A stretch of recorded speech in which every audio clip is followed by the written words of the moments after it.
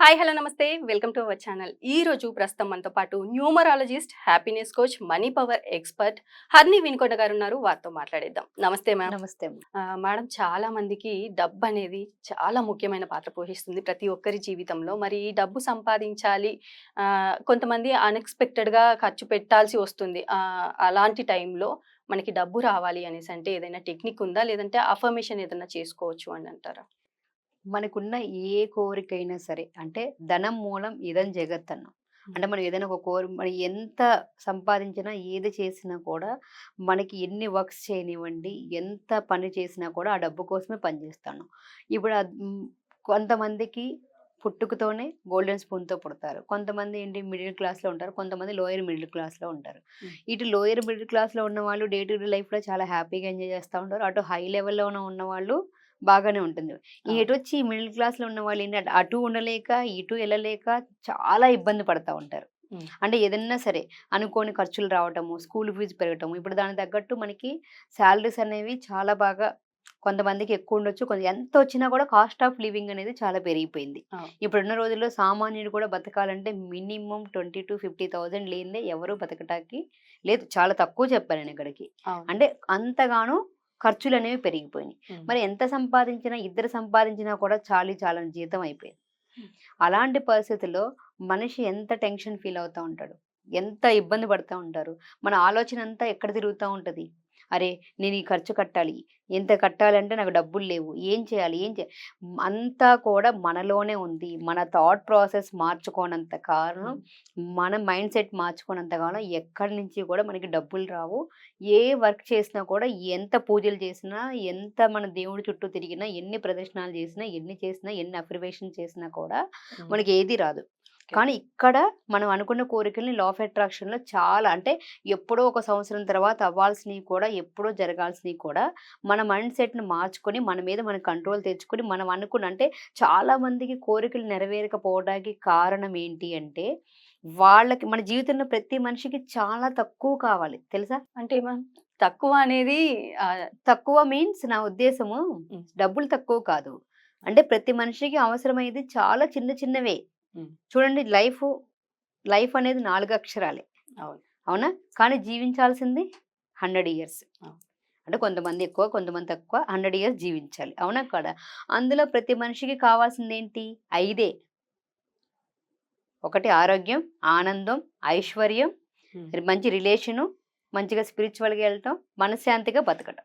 అల్టిమేట్‌గా వీటన్నిటి చుట్టూతా తిరిగే ప్రతి దాంట్లో ఉందేంటి? సంతోషం. అంటే మనం జాబ్ చేసినా, పిల్లల్ని చూసుకున్నా, ఎవరికైనా కొనిపెట్టినా, ఇంట్లో వాళ్ళ అవసరాలన్నీ తీర్చినా, మనం ఇంట్లో వంట చేసినా, ఏది చేసినా దీని వెనకాలన్న కీ పాయింట్ ఏంటి? సంతోషం. ఈ 5 కదా కావాల్సింది. ఈ 5టిని సంపాదించాలంటే దీనికి చాలా అద్భుతమైన టెక్నిక్స్ ఉన్నాయి. లా ఆఫ్ అట్రాక్షన్ మనం యద్భావం తద్భవతి. మనం ఏదనుకుంటే అది జరుగుతది. శ్రీకృష్ణ భగవాన్ చెప్పి నీకు కావాల్సిన ప్రతి సంకల్పాన్ని నువ్వు పొందితే ఎంత హ్యాపీగా ఉంటావో, అది పొందినందుకు హ్యాపీగా తీసుకోకుండా దీన్ని అంటే ఒక జాబ్ ఎగ్జాంపుల్, ఒక జాబ్ కావచ్చు. లేదంటే ఇప్పుడు కట్టాల్సిన డబ్బులు ఒక 50,000 కట్టాల్సిన అన్‌ఎక్స్‌పెక్టెడ్ ఇన్‌కమ్ ఉంది. ఈ ఇన్‌కమ్‌ని కట్టాల్సిన దాంట్లో నుంచి కట్టలేకపోవడానికి కారణాలు ఏంటంటే ఒక 96% బ్యాక్ చేస్తాం. అంటే అంటే ఇక్కడ మనదంతా కూడా ఇంటెలిజెన్స్ మన మీద ప్రభావం చూపిస్తది. అంతే కదా! తెలివి గల వాళ్ళు ఏం చేస్తారు? ఉల్టా ఆలోచన చేస్తాం. అంటే ఇది ఎలా వర్కౌట్ కాదు, ఏ విధంగా జరుగుతది, ఎలా జరుగుతది అని చెప్పి ఆలోచన చేస్తాం. అదే అమాయకంగా ఉన్నవాళ్ళు ఏం చేస్తారు? ఎళ్లి ఒక కోరిక నెరవేరుతుంది అంటే, ఆహా! భగవంతుడు చెప్పారు ఈరోజు నీది నెరవేరుతదంటే ఇప్పటి వరకు చేసాము రాలేదు. ఇది చేస్తే వల్ల మనకి బెనిఫిట్ అవుతుంటే ఇంక మనకి ఏ ఆప్షన్ లేదు. చేయటమే పని కదా! ఆ ఒక్క పని చేస్తే మనం సక్సెస్ అవుతామంటే ఈ పని చేయకుండా ఉండడానికి 100 కారణాలు ఎతుకుతాం. ఎవరి దగ్గర ప్రాబ్లమ్ ఉంది? మనలోనే ప్రాబ్లమ్ ఉంది. అందుకే ఫస్ట్ మన మైండ్ సెట్ చేసుకొని, మనం పూర్తిగా ఏదైతే అనుకుంటున్నామో దాన్ని మనం ఆల్రెడీ జరిగితే ఎంత హ్యాపీగా ఉంటామో ఆ హ్యాపీనెస్‌గా ఉండడానికి ఈ అఫర్మేషన్స్ రాసుకోవాలి. ఈ అఫర్మేషన్ మనం ప్రతిరోజు సెంటెన్స్ ఫార్మ్ చేసుకొని, అంటే ఇప్పుడు అన్‌ఎక్స్‌పెక్టెడ్ ఇన్‌కమ్ ఒక 50,000 కట్టాలనుకున్నాం. కట్టాలనుకున్నప్పుడు దానికి ముందుగా చేయాల్సిందేంటి? ముందు ప్రశాంతంగా, సానుకూలంగా ఉండాలి. ఫస్ట్ పాయింట్ సానుకూలంగా ఉండి అఫర్మేషన్ ప్రిపేర్ చేసుకోవాలి. ఏం చేయాలి? నాకు ఊహించని మార్గాల ద్వారా ఈ 50,000 రూపాయలొచ్చి నేను అనుకున్నది పనులన్నీ కూడా పూర్తి చేసినందుకు విశ్వానికి కృతజ్ఞతలు. లేదు నాకు అన్ఎక్స్‌పెక్టెడ్ ఊహించిన మార్గాల ద్వారా నాకు 50,000 రూపాయలు వచ్చినందుకు విశ్వానికి కృతజ్ఞతలు. నేను లేదు ఎక్కడైతే పే చేయాలనుకుంటున్నారో, హ్మ్. ఇప్పుడు సపోజ్ స్కూల్ ఫీజే పే చేయాలనుకో, నాకు ఊహించిన మార్గాల ద్వారా 50,000 రూపాయలు వచ్చినందుకు థాంక్ యూ. నేను చెల్లించవలసిన స్కూల్ ఫీజ్ చాలా సులభంగా, సునాయాసంగా చెల్లించేశాను. ఆ ఓకే. విధంగా చేసిన విశ్వానికి నా హృదయపూర్వక కృతజ్ఞతలు అని ఫార్మ్ చేసి, దాన్ని ప్రతిరోజు 21 టైమ్స్ రైట్ చేయాలి. ఓకే. 21 సార్లు రాయాలి. ఓకే. పదే పదే రాయటం వల్ల ఏమవుతది? 21 టైమ్స్ 21 డేస్ రాయాలి. ఓకే. ఎందుకు రాయాలి అంటే, చాలామంది నాకొచ్చే ఒక లైన్ నేను చెప్తున్నాను అంటారు. ఓకే. చెప్తున్నాను అన్నప్పుడు ఏం చెప్తున్నాం? ఏం ఆలోచన చేస్తున్నాం? ఏం ఫీల్ అవుతున్నాం? ఓకే.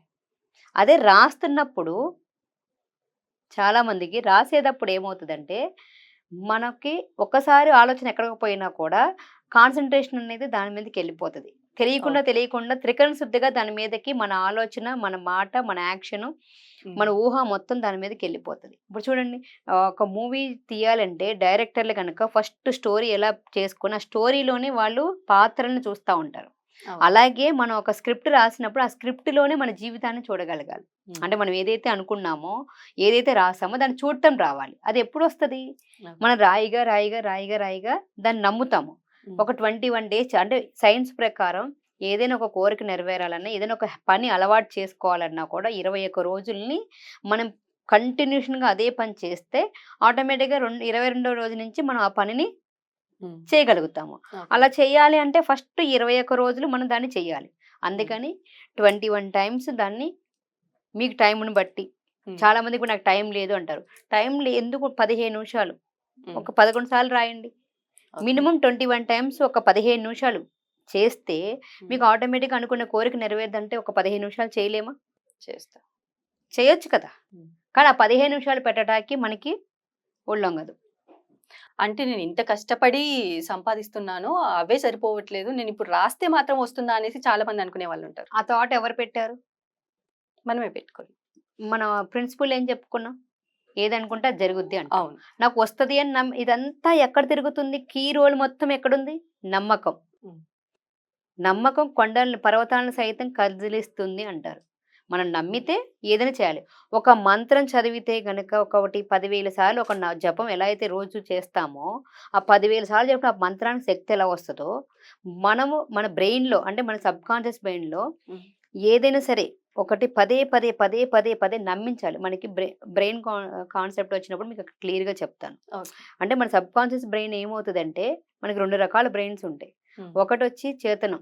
అంటే ఏదంటే అది జస్ట్ ఎలా చెప్తే అలా రిసీవ్ చేసేసుకుంటది. హ్మ్. ఇంకోటి సబ్‌కాన్షియస్ బ్రెయిన్ వచ్చేసరికి దానికి నిజం చెప్తున్నామా? అబద్ధం చెప్తున్నామా? అనేది తెలీదు. హ్మ్. లేని దాన్ని ఉన్నట్టు నమ్మించాలి. హ్మ్. అంటే ఫస్ట్ ఆ బ్రెయిన్‌ని నమ్మించాలి. నా ఓకే. దగ్గర డబ్బు లేదు.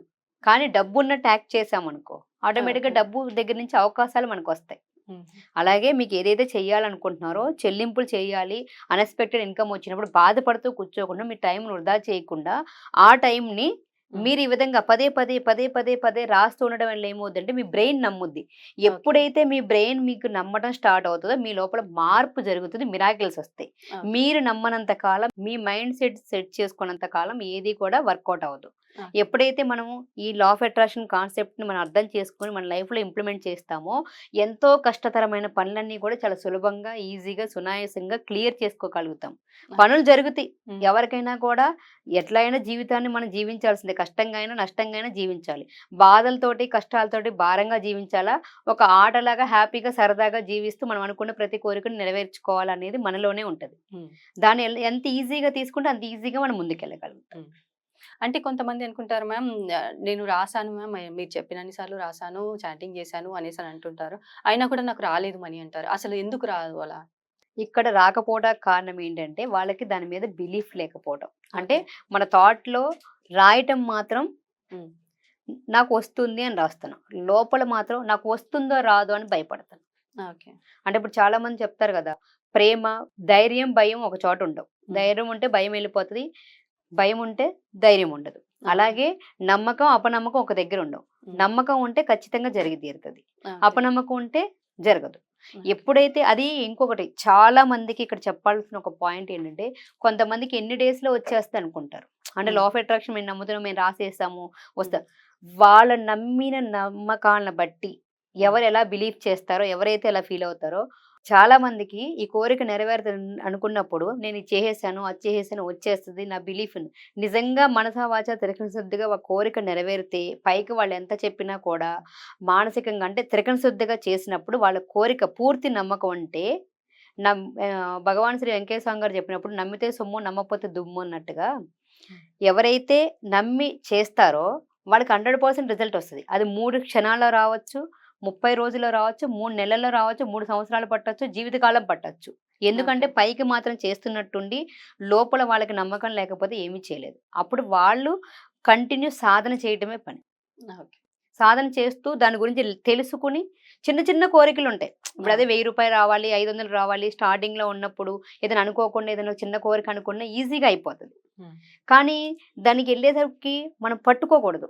ఉమ్, అంటే చాలా ఇది నెక్స్ట్ ఎపిసోడ్‌లో చెప్పుకుందాం. ఓకే. ఎందుకంటే ఇది ఆ కాన్సెప్ట్ చాలా మంది ఏమవుతది, దాన్ని గట్టిగా ఇలా పట్టుకుంటారు. నాకెప్పుడొస్తది, ఎప్పుడొస్తది అని ఆతృత ఉంటది. అవును. ఇలాంటివి కొన్ని ఉండకూడదు. ఆతృత ఉండకూడదు.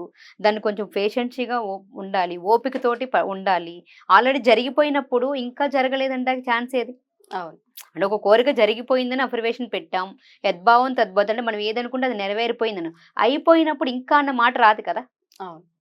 ఈ చిన్న లైను. ఉమ్, ఆల్రెడీ అయిపోతే నెరవేరలేదు అనే థాట్ వచ్చిందంటే ఎవరి థాట్‌లో ప్రాబ్లమ్ ఉంది? ఓకే.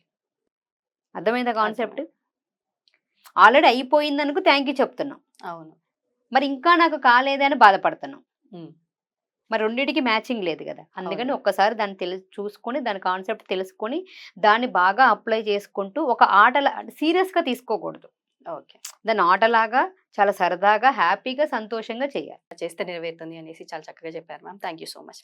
Thank you.